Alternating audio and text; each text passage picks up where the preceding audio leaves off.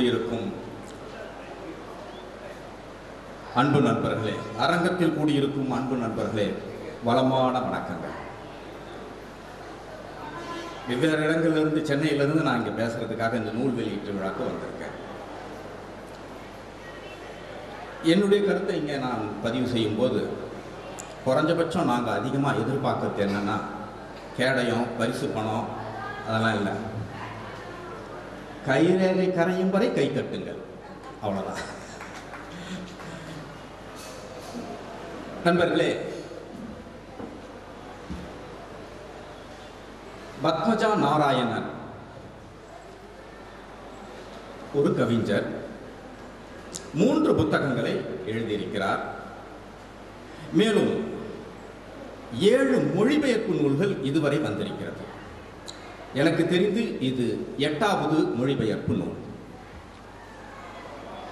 ஏன் காரைக்கால் அம்மையார் எழுதிய அற்புத திருவந்தாதியை ஆங்கிலத்தில் மொழிபெயர்க்க வேண்டும்? 1, ஆண்டாளுடைய பாசுரம் எப்படி புகழின் உச்சிக்கு இருக்கிறதோ அதுபோல காரைக்கால் அம்மையார் எழுதிய அற்புத திருவந்தாதி உலகம் முழுக்க பரவ வேண்டும் என்று இந்த ஊரில் பிறந்த, காரைக்கால் மண்ணில் பிறந்த பத்மஜா நாராயணன் ஆசைப்படுகிறார், விரும்புகிறார், அந்த இலக்கை அடைய போராடுகிறார். அதற்காகத்தான் இந்த பாடல்கள் உலகம் முழுக்க போக வேண்டும் என்றால் ஆங்கிலத்தின் வழியாக உலகில் எல்லா எல்லைகளுக்கும் போவதற்கான சாத்தியங்கள் இருப்பதால் அதை முதலில் ஆங்கிலத்தில் மொழிபெயர்க்க வேண்டும் என்று அவர் விரும்புகிறார். ஒரு கவிஞராக, எழுத்தாளராக, இந்த மண்ணில் பிறந்த ஒரு படைப்பாளி இந்த மண்ணுக்கு செய்யும் நன்றி கடன் இதுதான். அப்படியான இந்த நூலை வெளியிடுகிற போது உரையிலே, இந்த உரை உலகம் முழுக்க இணையத்திலே பரவ இருக்கிறது. அதை காணொலியாக பதிவு செய்து கொண்டிருக்கிறார்கள். எனவே நேராக நான் உங்ககிட்ட வந்து அற்புத திருவந்தாதியில் எனக்கு பிடிச்ச ஒரு 4 பாட்டு சூப்பராக இருக்குங்க, அதில் ஒரு 4 விதமான விஷயங்களை நான் பார்த்தேன், அது உங்ககிட்ட சொல்கிறேன்னு சொல்லிட்டு போயிடலாம். ஆனால் இது உலகம் முழுக்க பரவுவதற்காக ஏற்பாடு செய்யப்பட்டிருக்கிற காரியத்தை முன்னிட்டு காரைக்கால் அம்மையாருடைய சரிதம் என்ன, கொஞ்சம் அவங்க அற்புத திருவந்தாதியை எதுக்காக எழுதினாங்க, அதில் உனக்கு பிடிச்சது என்ன, இதை சொன்னாதான் இதன் வழியாக உலகம் முழுக்க இந்த அம்மையாரை பற்றியும் இந்த இலக்கியத்தை, பக்தி இலக்கியத்தை பற்றியும் பரவுவதற்கான வாய்ப்புகள் அதிகரிக்கும் என்பதற்காக திருப்பதியிலேயே திருப்பதி லட்டுனுடைய பெருமையை பேசுற மாதிரி காரைக்காலிலே காரைக்கால் வாசிகளுக்கு முன்னாடியே காரைக்கால் அம்மையாரை பற்றி சொல்வதற்கு நீங்கள் பொறுத்தருள வேண்டும். அதனுடைய காரண காரியங்களுக்காக நண்பர்களே, புனிதவதி அம்மையார், பரமதத்தன் 2 பேருக்கும் கல்யாணம் ஆகுது. இந்த புனிதவதி அம்மையாருக்கு ரொம்ப சிவபக்தி, நேர சாமி கிட்ட பேசுற அளவுக்கு ரொம்ப அதீதமான ஞானம், பக்தி எல்லாம். இந்த பரமதத்தன் என்ன பண்ண, 2 மாம்பழத்தை கொடுத்து போய் வீட்டில் வச்சுட்டு வா, நான் வாங்கிக்கிறேன், போய் புனிதவதி கிட்ட கொடுத்துட்டு வா. கொடுத்துட்டாங்க. அந்த மனுஷன் வரான், சாப்பிட உட்கார்றாப்புல. நான் கொடுத்துனேன், அந்த மாம்பழம் இருக்குதாங்க. அதுக்கு முன்னாடி ஒரு சிவனடியார் ரொம்ப பசியாக இருக்குதுன்னு வராரு. சமைச்ச உணவை கொடுக்கறதுக்கு பதிலாக இயற்கை உணவை கொடுக்கலான்னு ஒரு மாம்பழத்தை அந்த மனுஷனுக்கு கொடுத்துட்றாரு. இருக்குது வீட்டில் ஒரு மாம்பழம். இந்த மனுஷன் உட்காந்து சாப்பிட்றாரு. பரமதத்தன், நான் மாம்பழம் கொடுத்தேனே, எங்கே அதுன்னு, இருக்குது எடுத்துன்னு வாங்க. சாப்பிட்டா ரொம்ப டேஸ்ட்டாக இருக்குது, பேஸ்ட் ரொம்ப நல்லா இருக்க, இன்னொன்று எடுத்துன்னு வா, நான் 2 தானே கொடுத்தேன் அப்படின்னு. ஏற்கனவே இந்த அம்மா சிவனடியாருக்கு கொடுத்துட்டாங்க, வேற இல்லை, என்னடா இது பெரிய தொல்லையாக போச்சு அப்படின்னு சாமி கிட்ட போய், எப்பா உன் ஆள் ஒருத்தன் வந்தான், பசியாக இருக்குதுன்னு கொடுத்துட்டேன், இப்போ திடீர்னு இந்த மனுஷன் இன்னொன்று எடுத்துன்னு வான்றான், நான் எங்கே இன்னொருத்தர் போகிறது அப்படின்னு.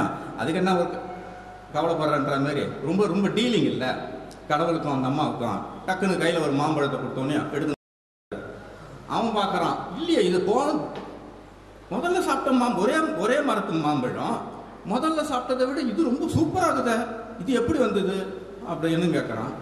இது அது மாதிரி இல்லையே அப்படின்னு 1008 கேள்வி கேட்குறான். நம்ம ஊர் பொண்டாட்டியாக இருந்தாலும் யோ சாப்பிட்டு போய் ஆராய்ச்சி பண்ணி உட்காந்துருக்கிறேன் அப்படின்னு சொல்லுவாங்க. ஆனால் அந்த அம்மா வந்து உண்மையை அப்படியே சொல்லிட்டாங்க. நான் வந்து சிவனடியார் கொடுத்துட்டேன், நீ வந்து கேட்ட போன சிவன்கிட்ட அவர் கொடுத்தாரு, எடுத்தாந்து கொடுத்தாங்கன்னு அவன் யாருக்கிட்ட கதை விடுற சிவனை அதுவும் மாம்பழம் கொடுத்துட்டாது, இன்னொன்று எடுத்துன்னு பார்க்கலாம் அப்படின்னு அனுப்புகிறான். அந்த அம்மா அந்த ஆள் முன்னாடியே எப்பா நான் சொல்கிறது நம்ப மாட்டான், ஏற்கனவே நான் சொன்னது பொய்ன்னு ஆகிடும், நீங்கள் இன்னொரு மாம்பழம் கொடுக்கணுன்னே நம்ப ஆளு நான் சொல்கிறான் இதை வச்சுக்கணும், இன்னொன்று கையில் கொடுக்குறான். இதை பார்த்தான் பாரு அவன் மிரண்டு போயிடறான். ஐயோ கையில் வாங்கினோடனே அந்த மாம்பழம் காணாமல் போயிடுது. என்னடா அது நம்ம பொண்டாட்டி நேராக சிவன்கிட்டயே கான்டாக்ட் வச்சுக்கிட்டு சிவன்கிட்டயே பேசிக்கிட்டு பழம் கொடுக்குன்னா கொடுக்குறான் அந்த மனுஷன். ஐயோ இது வேலைக்கு ஆகாது, இதுக்கிட்ட நம்ம வந்து குப்பை கொட்ட முடியாது அப்படின்னு முடிவு பண்ணிட்டு என்ன பண்ணுறான், பொண்டாட்டியை விட்டு ஓடி போயிடுறான். இது நமக்கு தெரிஞ்ச கதை தான். ஏன் நல்ல ஞானம் உள்ள பெண்மணி, தமிழ் புலமை உள்ள பெண்மணி, கடவுள் பக்தி உள்ள பெண்மணி, கடவுளோடு இணக்கமான தன்மை கொண்ட ஒரு பெண்மணியை ஏன் மனைவியாக தொடர முடியவில்லை? தொடர முடியாதுங்க. நம்மளுடைய சமூக கட்டமைப்பு அதான். நம்ம பையனுக்கு பொண்ணு பார்க்குறோம்னு வச்சுங்க, பையன் 160 சென்டிமீட்டர் இருந்தால் பொண்ணு 156 கொஞ்சம் குள்ளமாக தானே பார்க்குறோம். பையனை விட பொண்ணு கொஞ்சம் குள்ளமாக இருக்கணும், பார்க்கும்போதே அவன் ஹைட்டாக இருக்கணும், பொண்ணு குட்டையாக இருக்கணும். அந்த உருவத்திலே தெரிஞ்சிடணும் பையன் தான் டாப்பு, அவனுக்கு கீழே தான் நீ என்பதை நாம் ஏற்கனவே உருவ ரீதியாக திட்டமிட்டு வைத்து விட்டோம். பையன் பொண்ணை விட அதிகமாக படிச்சிருக்கணும், பையனை விட பொண்ணு கம்மியாக படிச்சிருக்கணும், கம்மியாக சம்பளம் வாங்கணும். ஏன் என்றால் அப்பொழுதுதான் பெண்ணை நீங்கள் ஆட்சி செய்ய முடியும், உங்கள் அதிகாரம் செல்லுபடியாகும். ஒரு ஆணினுடைய அதிகாரம் செல்லுபடியாக வேண்டும், ஆட்சி செய்ய வேண்டும் என்றால் உடம்புல இருந்து கணக்கு எடுத்துக்கிறான். குள்ளமா வையே, கம்மியா படிப்பு வையே, கம்மி சம்பளம் வாங்க, அப்பதான் இவனுக்கு இவன் செட் ஆவான். இது கட்டமைக்கப்பட்டு விட்டது ஏற்கனவே. அதனால கடவுளோட பேசக்கூடிய பொண்ணை குடும்பம் நடத்த முடியாது. ஓடி போயிட்டு பாண்டிய நாட்டுக்கு போய் அங்க இன்னொரு ஏமாளி பொண்ணை கல்யாணம் பண்ணிக்கிட்டு, சொன்ன பேச்சை கேட்கிற பொண்ணை கல்யாணம் பண்ணிக்கிட்டு அவன் ஒரு பெண் குழந்தைய படுத்துக்கிட்டு இருக்கிறப்போ இந்த அம்மா என்ன விட்டு இவன் போயிட்டானே அப்படின்னு நேரா பஞ்சாயத்து பண்றதுக்கு ஆட்களோட அங்க போனா அவன் ஏதாவது வாக்குவாதம் பண்ணுவான்னு பார்த்தா ரெண்டாவது பொண்டாட்டி குழந்தையோட தபான அம்மா காலில் விழுந்துடுறான், பொண்டாட்டி காலிலே விழுந்துடுறான். நீ பொண்டாட்டி கிடையாதுமா, நீ சாமி தான், உங்ககிட்ட என்னால் வாழ முடியாது, உன் ஆசீர்வாதம் எனக்கு வேணும் அப்படின்னோடனே அந்த அம்மா பார்க்குறாங்க பாவி. அவங்க நல்லா கவிதை எழுதுவாங்க, ஆளும் அழகா இருப்பாங்க, புருஷனுக்காகவே வாழக்கூடிய ஒரு பதிவிரதை. இவனே வேணான்ட்டா எனக்கு எதுக்கு இந்த உடம்பு தேவையில்லை அப்படின்னு நேராக உடனே அந்த மாதிரி நேராக டீலிங் வச்சிருக்காங்கல்ல சிவனோட. வேணாப்பா இந்த உடம்பு வேணாம், எனக்கு இந்த எலும்பாவே மாத்திரு, பேயாவே மாத்திரு, நான் இந்த ஆம்பளைங்க மத்தியிலலாம் குப்பை கொடுக்க முடியாது. புருஷன் இருந்தாலும் பரவாயில்ல, புருஷனும் இல்லை, புருஷன் இல்லாமல் தனியாக ஒரு பெண்ணு இருக்கிறாங்கன்னா இப்பயே இவ்வளோ போராட்டமாக இருக்குது. அந்த காலத்தில் எவ்வளோ போராட்டமாக இருக்கும்.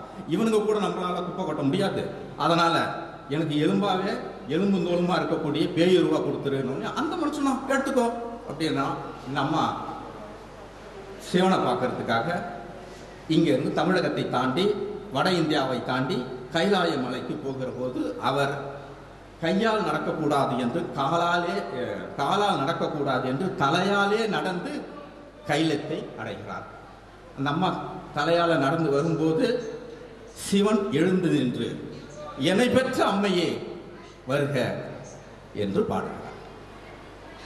உலக வரலாற்றிலே நீங்க சன் டிவிலாம் பார்த்துருப்பீங்களா, உலக வரலாற்றிலே முதல் முறையாக அது மாதிரி இதிகாச புராணத்திலேயே அப்பா அம்மா தான் பிள்ளைங்களை தத்து எடுப்பாங்க. முதல் முறையாக ஒரு பிள்ளை தாயை தத்தெடுத்தது இந்த இடத்தில் தான். இறைவன் அம்மாவை தத்தெடுத்தது காரைக்கால் அம்மையாரை மட்டும்தான். இதுதான் ஒரு பியூட்டி. ஏன் அம்மா அப்படின்னு? ஏன்னா இறைவனுக்கு அம்மா அப்பா கிடையாது, ஆதியும் அந்தமும் இல்லாதவன், ஜோதிமயமானவன், என்னென்னவோ வரையறா இருக்குது. அப்படி ஒருவனுக்கு எதுக்குடா அம்மா? நமக்கு கேள்வி வரல, ஏன் உனக்கு அம்மா? இவருக்கு சிவனுக்கு கொஞ்சம் மனசுல சங்கடம் இருக்கும். நம்மளுக்கு அம்மா இல்லாததால் தான் அவன் நம்மளை ஆட்டி படைக்கிறானோ. ஒருத்தனால பெரம்பால் அடிக்கிறான், ஒருத்தனால காலை தூக்கி கண்ணில் வச்சு பன்னிக்கறியை விட்டுறான். அவன்கிட்ட பெரும் தொல்லையா இருக்குது. எனக்குன்னு ஒரு அம்மா இருந்தால் எவ்வளோ நல்லா இருந்திருக்கும் அப்படின்னு நினச்சிருந்து ஒருவேளை தாயை தத்து எடுத்து இருக்கலாம். இன்னொரு கோணமும் இருக்கிறது. என்னை நம்பி வந்த ஒரு பக்தை மலடி என்ற பெயரை எடுக்கக்கூடாது என்பதற்காகவே நான் உன் மகன் என்று அவளை மலடி என்ற தன்மையிலிருந்து நீக்கி காப்பாற்றுகிறான் இறைவன். இது இன்னொரு கோணம். இப்படியாக காரைக்கால் அம்மையாருடைய சரிதம். அவர்தான் 101 பாடல்களை எழுதுகிறார். அந்த 101 பாடல்கள் இப்போ உங்களுக்கு சொல்றேன். நீங்கள் துயரத்தில் இருக்கிறீர்களா, துக்கத்தில் இருக்கிறீர்களா, தீயை போல கடும் சோகத்தில் இருக்கிறீர்களா? தீ எரிகிற போது 101க்கு நீங்க போன் பண்ணா ஃபயர் இன்ஜின் வரும். அது வருதா இல்லையான்னு தெரியாது. நீங்கள் துக்கப்படுகிற போது இந்த 101 பாடல்களை பாடினால் உங்கள் துக்கம் மறையும், துக்கத்தின் தீ அணையும். இதுதான் இந்த 101 பாடல்களுடைய சாராம்சம். நண்பர்களே, அந்த அம்மா அந்தாதியை பாடுறாங்க. அந்தாதி என்றால் இறைவன் ஆதியும் அந்தமும் இல்லாதவன், தொடக்கமும் முடிவும் இல்லாதவன். எப்பயுமே நம்ம கவிஞர்களுக்கு எல்லாருக்குமே, ஆணா இருக்கட்டும் பெண்ணா இருக்கட்டும், காதலினா அவளை நம்ம கண்ட்ரோல்ல வச்சுக்கணும், கொண்டாட்டினா அவளை நம்ம கண்ட்ரோல்ல வச்சுக்கணும்.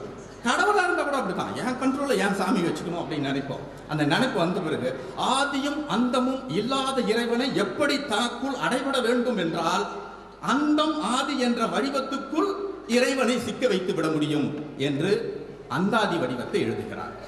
நண்பர்களே, இந்த அந்தாதியிலே 101 பாடல்கள் ஒரு பூவை கட்டுவது போல சரம் போல கட்டி விடவில்லை. முதல் பூவையும் கடைசி பூவையும் சேர்த்து கட்டி சரத்தை மாலையாக மாற்றி விடுகிறது. அந்த மாலையை மாலையாக சிவனுக்கு சாற்றுகிறார் காரைக்கால் அம்மையார். பிறந்து மொழி பயின்ற பின் என்று தொடங்குகிற பாடல் 101வது பாடலிலே பேராத காதல் பிறந்து என்று பிறந்தில் ஆரம்பித்து பிறந்தில் முடிகிறது. இவ்விதமான சிறப்புகள் கொண்ட இந்த காரைக்கால் அம்மையாருடைய அற்புத திருவந்தாதியில் எனக்கு பிடித்த 4 பாடல்களை உங்களோடு நான் பகிர்ந்து கொள்ள போகிறேன். முதல்ல ஒரு டவுட் வரும். சிவன் தான் உன் கண்ட்ரோல்ல இருக்காங்க, நேரடியா இருக்கிற, அவரோட பேசுற, அவர்கிட்ட எல்லா தொடர்பும் இருக்குது, எதுக்கு இந்த பேயுரு, ஏன் பேய் மாதிரியான உருவத்தை எடுக்க வேண்டும்? நீ நார்மலா இருந்துட்டா உனக்கு தான் கடவுளுடைய தன்மை இருக்கு இல்லம்மா. நீ கேட்டவன எவனாவது உங்ககிட்ட தொல்லை பண்ண வந்தா கூட எப்படி மாம்பழத்தை வர வச்சு அது மாதிரி டக்குன்னு ஒரு மேஜிக்கில் அவனுங்களை அடிச்சுட்டு போயிட்டே இருக்கலாம்ல. அப்ப நார்மலாவே நீ வாழ்ந்துட்டு போயிருக்கலாம்ல, எதுக்கு பேய் உருவத்தை நீ அடைய வேண்டும்? இது நார்மலா எழக்கூடிய கேள்விதான். நண்பர்களே, ஒவ்வொரு வீட்டுக்கும் நீங்க பாத்தீங்கன்னா காம்பவுண்ட் சுவர் இருக்கும். காம்பவுண்ட் சுவரினுடைய அளவு என்னன்னா அந்த வீட்டில் இருக்கக்கூடிய குடும்ப தலைவர்களுடைய பயத்தின் அளவீடு.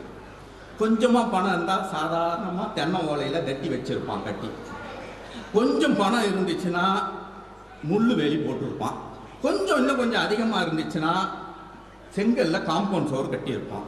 இன்னும் கொஞ்சம் பணம் அதிகமா இருந்துச்சுன்னா திருட ஏற முடியாத அளவுக்கு உயரமான சுவரை எழுப்பி வச்சு அதுல கண்ணாடி துண்டுகளை வச்சிருப்பான். இன்னும் பணம் இருந்தால் அந்த சுவருக்கு மேலே மின்சார வேலியை கட்டியிருப்பான். ஆக காம்பவுண்ட் சுவரினுடைய அளவுதான் ஒரு மனிதனுடைய பயத்தின் அளவு. பயத்திலே மிகப்பெரிய பயம் என்பது மரண பயம். ஐயோ செத்துருவோமோ அப்படின்னு. செத்தா என்ன பண்ணுவோம்? நல்ல சுத்த ஆத்மாவா இருந்தா சொர்க்கத்துக்கு போவோம், இல்லைன்னா பேயா அலையும். ஆனால் இந்த அம்மா எதுக்கு பேய் உருவத்தை எடுக்கிறார் என்றால் ரொம்ப சிம்பிள். சிவன் இடுகாட்டில் நடனம் ஆடுகிறவர். எலும்புகளை, யாரும் தொடுவதற்கு அஞ்சுகிற எலும்புகளை தொட்டு மாலையாக மாற்றிக் கொள்கிறவர். பேய்களோடு ஆட்டம் போடுகிறவர். எனவே என்னை தொடுவதற்கான அந்தஸ்து இறைவன் எப்பொழுது வருவோம் என்றால் எலும்பையே தொடுகிறவன். நான் எலும்பு கூடாக மாறினால் அவன் என்னை தொடுவான். பேய்களோடு நடனம் ஆடுகிறவன் என்பதால் நான் பேயாக மாறிவிட்டால் என்னோடு என் சிவன் ஆடுவான். எனவேதான் இந்த பேய் உருவை அவர் எடுத்துகிறார். அதைவிட முக்கியம், பேய் உரு என்றால் பாதுகாப்பு அதிகம். சிவனோடே இருப்பதால் எல்லா பாதுகாப்பும் வந்து விடுகிறது. எனவேதான் மிக தெளிவாக அவர் சொல்கிறார், மகிழ்ந்து மட நெஞ்சே மானிடரின் நீயும் திகழ்த்து பெருஞ்சேமும் சேர்ந்தாய் இகழாதே, யாரென்ப ஏனும் அணிந்துழல்வார் காட்பட்ட பேரென்பே இன்னும் பெருக்கு. நான் எதுக்கு இந்த பேய் உருவம் எடுத்த நீ நினைக்கிற? பேரன்பை, சிவனுடைய பேரன்பை பெருக்கிக் கொள்வதற்காக இந்த எலும்பு கூட்டார இந்த பேயுருவை நான் எடுத்தேன் என்று சொல்கிறார். நண்பர்களே, பேயுருவை எடுத்து போகும்போது கைலாயத்திலே அம்மா வா என்னை பெத்தவளேன்னு கூப்பிடறான்ல மனுஷன், என் தலைவன் சிவன். அப்போ அந்த அம்மா அந்தஸ்தை அடைந்து விடுகிறார். அம்மா அந்தஸ்தை அடையிறதுன்றது என்ன அம்மான்னு சொல்லிட்டிய ரொம்ப சந்தோஷம்பா அப்படின்ல, அம்மாவாவே மாறிடுது, அதிகாரம் பண்ண ஆரம்பிச்சிருது. இப்போ காதலே இருக்கிற வரைக்கும் நல்லா சந்தோஷமா இருப்பானுங்க. பொண்டாட்டியா ஆயிட்ட பிறகு ஏன் தான் கட்டி தொலைச்சனும் தெரியல அப்படின்மா. நீ காதலிச்ச போது இல்லை, அப்படி இருந்த இல்லை இப்போ அப்படின்மா. ஏன்னா காதலி மனைவியாக மாறுகிற போது அதிகாரம் அவரிடத்தில் வந்துகிறது. உன்னை ஆட்சி செய்யக்கூடிய, உன்னை நல்வழிப்படுத்தக்கூடிய எல்லா அதிகாரத்தையும் அவர் கையில் எடுத்துக் கொள்வதால் மனைவி பிடிக்காதவளா போயிடுறார். காதலி அப்படி இல்லை, எக்கடு கட்டா போ, என்கிட்ட பேசினா போதும், எனக்கு செலவு பண்ண அந்த துணியில் இருந்து மாறி மனைவி அதிகாரத்தை எடுத்துக்கொள்வதை போல அம்மானு சிவன் சொன்ன உடனே அவர் ஒரிஜினல் அம்மாவை மாறிடுறாங்க. காரைக்கால் அம்மையார் என்னென்னலாம் பண்றாங்க, கேள்வி கேட்க ஆரம்பிக்கிறாங்க சிவனிய. ஈஸ்வரன் உன் பேரு, அதுல ஐஸ்வர்யம் இருக்கு, நீ ஈஸ்வரன், அதுக்குள்ளே ஐஸ்வர்யம் இருக்கு, செல்வம்னா இருக்கு, எல்லாருக்கும் செல்வத்தை கொடுக்குறவன், ஏன் இப்படி போய் சுடுகாட்டில் போய் ஆடினுங்கிற, உனக்கு கொஞ்சம் கூட தெரியலையா, எதுக்கு இப்படி சுடுகாட்டில் போய் ஆடிக்கிட்டு இருக்கிற, உன்னை பார்த்தா என்ன சொல்லுவாங்க என்று உன்னை 4 கேள்வி கேட்டா தான் தகும், இப்படியே விட்டது தப்பு என்பது போல ஒரு பாடலை அவர் பாடுகிறார். அம்மாவா ஆயிட்டு கேள்வி கேட்கிறாங்க சிவனைய, இதெல்லாம் சரியில்லை என்று. எங்கும் பலி திரியும் எத்திரமும் பொங்கு இரவில் ஈம வனத்து ஆடுவதும் என்று உனக்கு, ஏன் உனக்கு இந்த வேலை, சாமியை கேட்கிறாங்க, ஏன் உனக்கு இந்த வேலை, என்று உனக்கு ஆடுவது என்று உனக்கு என்று ஆராய்வும் நாம் அவனை காணுற்ற ஞான்று சிவனை தட்டி கேட்கும் அம்மாவாக மாறிவிடுகிறார். நல்ல அம்மாங்க, எப்பயுமே நல்ல அம்மா நல்ல மாமியாரா இருக்க மாட்டாங்க. அது நீங்க பார்த்துருப்பீங்க. சூப்பரான அம்மாவா இருப்பாங்க, பொண்டாட்டியை கட்டிக்கிட்டு வந்துட்டாங்கன்னா அந்த மாமியார் தன்மை அப்படியே வெளியே வந்துடும், அந்த அம்மா தன்மை போயிட்டு மாமியார் தன்மை வந்துடும். நல்ல மாமியாரா இருக்கிறது தான் பெஸ்ட் குவாலிட்டி. இந்த அம்மாவா ஆயிட்டாங்கல்ல, நல்ல மாமியாராகவும் இருக்காங்க. இந்த அம்மா ஒரு இடத்துல சொல்றாங்க, ஒரு 13வது பாட்டில் வரும், ஏம்பா அந்த புள்ள உன்னை நம்பி தானே வந்துச்சு, யாரு, சக்தி மருமக. இப்போ அம்மா ஆயிட்டாங்கல்ல, இப்போ சக்தி வந்து மருமக. ஏம்பா அந்த புள்ள உன்னை நம்பி தானே வந்துச்சு, அதுக்கு தனியாக ஒரு இடம் கூட கொடுக்காம உன் உடம்புலேயே பாதி கொடுத்துட்டு இங்கேயே இருந்துட்ட, அதை சுதந்திரமாகவும் இருக்க விடல அந்த அம்மாவை. சரி கொஞ்சம் நல்லபடியாக அதை கவனிச்சிக்கிறான்னு பார்த்தா இருக்கிற ஊருப்பட்ட பாம்பை தூக்கி கழுத்தில் மாட்டிக்கிட்டு இருக்க. தெரியாமல் அந்த பொண்ணு ஏதாவது கொத்திடுச்சுன்னா, அந்த மருமகளை கொத்திடுச்சுன்னா சம்மந்திக்கு நம்ம என்ன பதில் சொல்றது, ஏன் இப்படி பண்ணிக்கிட்டு இருக்கிற என்பதாக மருமகள் மீது கரிசனம் கொண்ட ஒரு மாமியாராக ஒரு பாடல் உள்ளே வருகிறது. நீங்க படிச்சு பார்த்துட்டு டேய் இப்படியாடா சொல்லிக்குது, நீ என்னடா கப்சா விடுறீங்கன்னா நீங்க படிச்சுட்டு தான் என்ன கேட்கணும், இது அப்படிதானா என்று பாருங்க.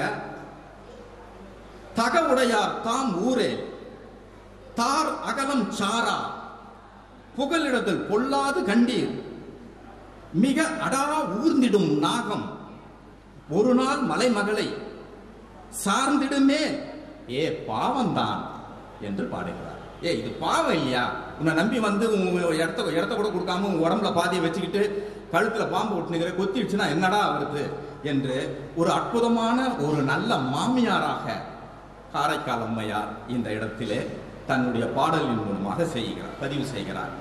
நண்பர்களே, பாட்டை நீங்க எவ்வளவு நாள் எழுதலாம், கற்பனை இருந்தால் தான், ஒரு அபிருத்தமான புனைவு கற்பனை இருந்தால் தான் அது எடுபடும். எங்க எடுபடும் அப்படின்னா 10ஓட 11 நானும் ஒரு விஷயத்தை சொல்லிட்டு போறோம்னா எடுபடாது. தனித்துவமாக இருக்க வேண்டும், நமக்கு தெரிஞ்ச விஷயத்தை தெரியாத கோணத்தில் இருந்து சொல்ல வேண்டும். அப்படியான ஒரு பாட்டு. அஞ்சி அடும் கண்டாய் வெண்மதி என்று அஞ்சி இருள் போந்து இடம் கொண்டு இருக்கிறது ஒக்கும் படங்குள் அணிமிடற்று பேர்வாய் அரவு அசைத்தான் போல மணிமிடற்றின் உள்ள மறு. என்ன விஷயம்னா, இந்த சிவன் என்ன பண்றாருன்னா, தேயுது, ஐயோ நான் தேயிறனே, பிறை சந்திரன், ஐயோ நான் தேஞ்சு தேஞ்சிடணும்னு பயமா இருக்குது, நான் என்ன பண்றது, பயப்படாத வா எடுத்து தலையில வச்சுக்கலாம். இந்த பாம்பு எல்லாரும் என்ன அடிக்கிறாங்க, என்கிட்ட விஷம் இருக்கிறதால எல்லாரும் என்ன கொள்றாங்களே, பயப்படாத வா, எடுத்து கழுத்துல மாட்டிக்கிறாங்க. இப்படி எல்லாரும் யார் யார் தஞ்சம் புகுகிறார்களோ எல்லாவற்றையும் பயம் நீக்கி தன்னோடு சேர்த்துக் கொள்கிறார் சிவன். இந்த இருள் இருக்கு பாருங்க, இருளுக்கு வெளிச்சம் வர வர பயம் அதிகமாகுது. வெளிச்சம் வந்துடுச்சுன்னா நான் காணாம போயிடுவேன். எப்பா சிவனே, எவனையோ எடுத்து நீ வச்சுக்கிற, சந்திரனை தூக்கி வச்சுக்கிற, பாம்பு பயந்துருதுன்னு அவர் தூக்கி வச்சுக்கிற, எனக்கு ஒரே பயமா இருக்கு. இருள் முற்றிலும் வெளிச்சத்தால் அழிந்து விட்டால் என்ன செய்வது? நான் உன்னை சரணடைகிறேன், என்னை காப்பாற்று அப்படின்னு சிவங்கிட்ட இருள் வந்து கெஞ்சுதான். உடனே இவரு பரவாயில்ல, உன்னைய நான் எடுத்து வச்சுக்கிறேன்னு கழுத்துல வச்சுக்கிட்டாராம். இருளை எடுத்து கழுத்துல வச்சதால தான் அந்த சிவபெருமானுக்கு கழுத்து கருப்பா இருக்குது என்று நம் காரைக்கால் அம்மையார் எழுதுகிறார். நமக்கு தெரிஞ்ச கதை என்ன? விஷத்தை குடிக்கிறப்போ கழுத்தை பிடிச்சி பக்கத்தில் இருக்கிற அம்மா, பாவி மனுஷா, நான் ஒருத்தி இருக்கிறேன், நீ பாட்டுன்னு விஷத்தை குடிக்கிறியன்னு அந்த அம்மா கழுத்தை பிடிச்சி அழுத்த, கழுத்துல விஷம் போக இறங்காம பாதியில நிற்க, அதனால நீலமாயி கண்டர், நீலகண்டர், திருநீலகண்டர் அப்படி நாம கதை கேட்டுருந்தா, இந்த அம்மா என்ன சொல்லுது? இருட்டு வந்து கெச்சிச்சு, எல்லாருக்கும் இடம் கொடுத்தா மாதிரி உனக்கும் கொடுத்தேன் வா என்று ஒரு கழுத்தில் எடுத்து வச்சுக்கிச்சு, அதனால் கழுத்து கருப்பாகி போச்சு. இப்படி போற வரவங்களுக்கெல்லாம் உதவி பண்ணிக்கிட்டு இருக்கியடா என்பதாக 35வது பாடலிலே காரைக்கால் அம்மையார் எழுதுகிறார். சரி, ஒரு இறைவனை எப்படி நாம் ஸ்தூலமாக பிம்பமாக பார்ப்பது என்று பார்த்தால் ரொம்ப சிம்பிளான ஒரு வழிங்க. இயற்கையும் இறைவனும் வேறு வேறு அல்ல, ரெண்டும் ஒன்றுதான். இயற்கையும் இறைவனும் வேறு வேறு அல்ல, இரண்டும் ஒன்றுதான் என்கின்ற ஞானம் மனிதனுக்கு எப்பொழுது வருகிறதோ அப்பொழுது இந்த உலகம் செம்மையாக இருக்கும். காடு அழியக்கூடாது, தண்ணியை சுத்தமா வச்சுங்க, வனவிலங்க பாதுகாக்கணும், மலையை கூறு போடாதீங்க, அறிவியை மாசுபடுத்தாதீங்க, சூழலியலாளர்கள் இவ்வளோ பேசுறாங்கல்ல. நமக்கு இவையெல்லாம் இயற்கையெல்லாம் இறைவனுடைய சக்தி என்பதை தெரிந்து கொண்டால் இதெல்லாம் நாம செய்யவே மாட்டோம். இப்ப காடு இருக்கு, காட்டுல நிலா தெரியுது, மான் இருக்கு, பாம்பு இருக்கு, அருவி ஓடுது, இவையெல்லாம் அந்த மலைக்குள்ளே அடர்ந்து இருக்கிறது. இது இயற்கை காட்சி. இயற்கை காட்சியை விட்டுருங்க, சிவனை எடுத்தாந்து பக்கத்துல வைங்க. நிலா இருக்கு, பாம்பு இருக்கு, அருவி இருக்கு, கையில மான் இருக்கு, உட்கார்ந்து இருக்கிற இடத்துல புலி இருக்கு. ஒரு இயற்கையினுடைய காட்சி என்னவோ அதுதான் இறைவனுடைய காட்சி. இயற்கையும் இறைவனும் வேறு வேறு அல்ல, இரண்டும் ஒன்றுதான் என்று எப்பொழுது நாம் உணர தொடங்குகிறோமோ அப்பொழுது நாம் நம் இனத்தை, நம் நாட்டை காப்பாற்றிக் கொள்வோம். அதுல ஒரு வரி வருங்க, அந்த பாட்டு, பாம்பும் மதியும் மடமானும் வாய்ப்புலியும் தாம் பயின்று தாழறிவி தூங்குதலால் ஆம் பொன் உருவடிவில் ஓங்கொலி சேர்க்கண்ணுதலால் போல திருவடியின் மேய சிலம்பு, திருவடியின் மேய சிலம்பு என்று கடைசியா ஒரு வரி முடியும். சில பேர் என்ன பாடுறாங்க இதனா, சிலம்பை அணிந்து கொண்டு, திருவடிகளில் சிலம்பை அணிந்து கொண்டு இருக்கும் சிவனே என்று அர்த்தப்படுத்திக் கொண்டு பாடுகிறார்கள். ஆனால் உண்மையான அர்த்தம் அப்படி அல்ல. சிலம்பு என்கின்ற சொல்லுக்கு மலையடிவாரம் என்று பொருள். மலையடிவாரம் என்பது சிவனினுடைய பாதமாக இருக்கிறது. திருவடியின் மேய சிலம்பு என்றால் மலையடிவாரம் சிவனினுடைய பாதமாக இருக்கிறது என்பதுதான் இதனுடைய கருத்து. அதனால் தான் மலையடிவாரத்தில் இருக்கக்கூடிய திருவண்ணாமலையை சுற்றி சுற்றி சுற்றி வலம் வருவதற்கு காரணம் இறைவனுடைய வலத்தை தான் நாம் வருகிறோம். மலையினுடைய அடிவாரம் என்பது இறைவனுடைய திருவடி. இப்படியாகத்தான் நம்முடைய காரைக்கால் அம்மையார் கதையை எழுதுகிறது, நம்ம இந்த புடைவை எழுதுகிறார். ஒரு இடத்துல எப்பயுமே வந்து ஒரு பெண் கவிதையில டாப்புக்கு வந்துட்டா அவளை பத்தி அவதூறு கிளப்பி விடுவாங்க, பொருளை கிளப்பி விடுவாங்க. ஒரு பெண் நல்ல முன்னேறி கொண்டு வருகிறாள் என்றால் உடனே புறங்கூற ஆரம்பிப்பாங்க. அந்த மாதிரி இந்த அம்மா வரும்போது நிறைய பேர் புறங்கூற ஆரம்பிக்கிறாங்க. அவள் தெரியும் உனக்கு அப்படின்ற மாதிரி நிறைய பேச ஆரம்பிக்கிறாங்க. இதுக்கு ஒரு சின்ன உதாரணத்தை சொல்லலாம். பாம்பன் சுவாமிகள்ங்க, சாமியார் பாம்பன் சுவாமிகள் ஒருத்தர் வந்து கேட்கலாம் பாம்பன் சுவாமிகள் கிட்ட, நீங்க சாமியார் தானே? ஆமா. சாமியார்னா என்ன? சாமி யார் என்பதை கண்டுபிடிப்பவன். அப்போ ஏன் எல்லாம் உன்னை சாமி சாமின்னு கூப்பிடுறாங்க? வணக்கம் சாமி, போயிட்டு வரேன் சாமி. நீ சாமியார் தானே, ஏன் உன்னை சாமின்னு கூப்பிட்றாங்க, நீ ஏன் கேட்டுக்கிட்டு இருக்கிற என்று கேட்கிறார். பாம்பன் சுவாமிக்கு என்ன பதில் சொல்றதுன்னு தெரியல. உண்மைதானே, சாமியார் ஏன் சாமின்னு கூப்பிட்றாங்க? அப்போ பாம்பன் சுவாமிகள் அந்த கேள்வி கேட்ட ஆள் கிட்ட கேட்கிறார், அப்போ உனக்கு 1 2 3 என்ன தெரியுமா? தெரியும். எங்க எண்ணு பார்க்கலாம். அவன் 1 2 3 4 5 எழுதிட்டு வந்து 70 71 80 88 89 90 நிறுத்து. 100 வருவதற்கு இன்னும் 10 இருக்குது. 7 10 80 என்ன, 7 10 70, 8 10 80, 9 10 ஏன்டா நீ 90ன்ற? 100 அங்கதானே வருது, இன்னும் 10 இருக்குது. அதுக்குள்ள எதுக்கு 90ன்னு சொன்ன? எப்படி இது 90 ஆகும்? இப்படித்தான் தம்பி, இறைவனை தேடி சாமி யார் யார் என்று போய்கொண்டே இருக்கும் போது, நெருங்குகிற போது 100ஐ நெருங்குகிற போது 90க்கு எப்படி நீங்கள் 90 என்கிறீர்களோ, அப்படி சாமி யார் யார் என்று அலைகின்ற போது ஒரு கட்டத்தில் நெருங்குகிற நேரத்தில் எங்களை சாமியாகவே அவர்கள் பார்க்கிறார்கள். 90ஐ போல நாங்கள் சாமி என்று அவர்கள். இம்மாதிரியான புறங்கூறுதல் எல்லா இடத்திலும் வருகிறது, அம்மையாருக்கும் வருகிறது. அவர்களும் இம்மைக்கும் அம்மைக்கும் எல்லாம் அமைந்தோனே எம்மை புறம் உரைப்பது ஏன்? ஏன்டா சும்மா வதந்தி கலப்பின்னு புறம் கூறியிருக்கிறீங்க என்று ஒரு பாடலில் கேட்கிறார். இந்த இறைவனை எப்படி தரிசிப்பது? ரொம்ப சிம்பிளான கேள்வி. இறைவனை எப்படி நான் ஒரு இடத்துக்கு போறேன், கடவுளை எப்படி நான் வந்து வணங்குறது? ஒரு சின்ன கதைங்க, ஏற்கனவே இது தெரிஞ்ச கதை. கிறிஸ்துவ பாதிரியார்